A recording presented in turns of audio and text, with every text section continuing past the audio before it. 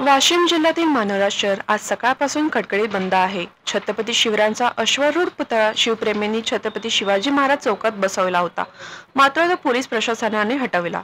शिवभक्तांवर नाहक गुन्हे देखील दाखल करण्यात आले आहेत। त्यामुळे आज मानोरा शहर बंदची हाक देण्यात आली आहे। या घटनेचा निषेध व्यक्त करण्यासाठी जाहीर पाठिंबा देऊन निषेध म्हणून आपली दुकाने बंद ठेवावी असे आवाहन छत्रपती शिवजयंती समितीने करताच व्यावसायिकांनी आपली प्रतिष्ठाने बंद ठेवली आहे।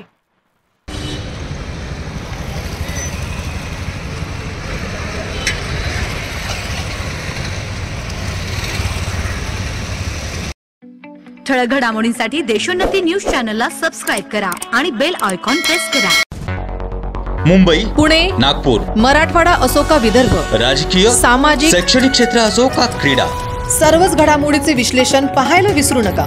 फक्त देशोन्नती न्यूजवर।